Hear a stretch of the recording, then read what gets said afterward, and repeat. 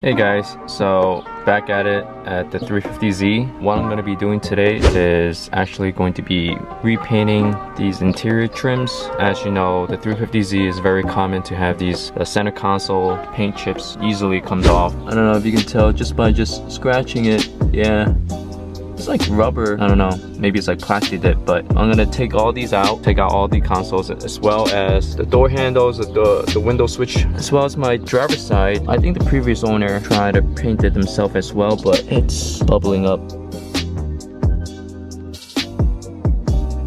So you're actually gonna have this plastic cover. Be careful not to drop them in. For the connection for the pods, it's right here, and just be careful that you don't really get too much wire space, so just be careful with that. You don't want to pull too hard, break anything. And once that's out, all you gotta do is just pull this radio out. Once you get the center console out, the only left thing is to remove these screws, and this should just come right out. Also, for the storage bin, you want to take out 2 screws on each side, one here, one there, and there, and there, and this should just come right out as one piece.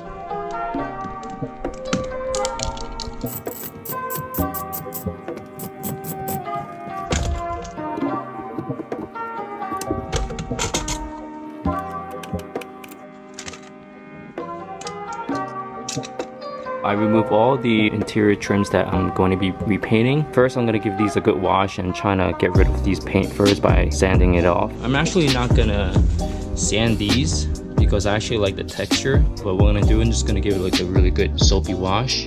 And I'm actually going to be using Krylon Fusion plastic spray paint. So this is going to adhere to the plastic trims really well without any sanding work. You do have to sand these and this. So the passenger side, it seems like it's rubbery. So what I'm gonna do is gonna use like a plastic trim removal and just kind of like scrape them all out. And just after that, I'm just gonna go sand it down.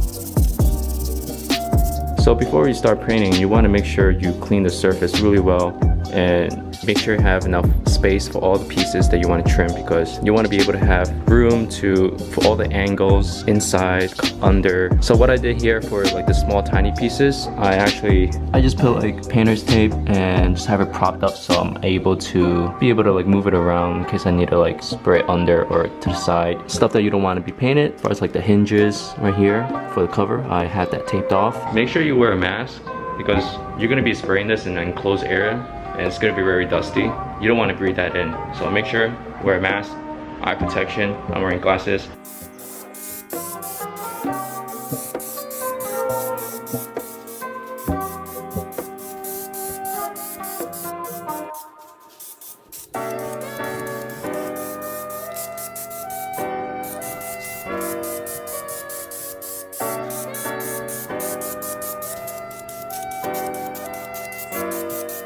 Two hours later. So I think the paint is fully dry to touch. So as you can see, it's become more of a satin finish.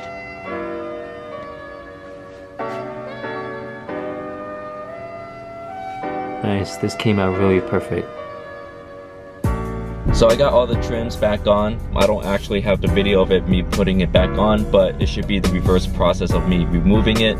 All the scratches on the center console is all filled up. I wanted to keep this bubble-like texture, so I didn't sand it down.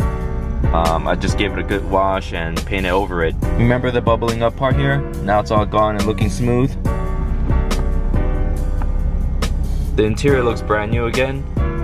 Nissan should have used better paint on these trims, but for you guys out there with scratched up interior, now you know the process and how to restore them.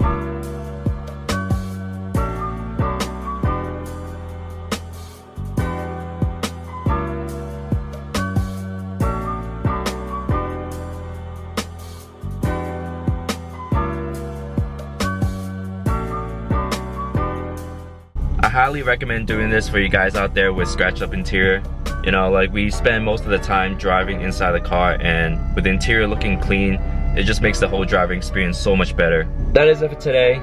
Thanks for watching. Please hit that thumbs up and subscribe. It really helps our channel and to be able to create more contents for you guys. So, we'll see you guys next time.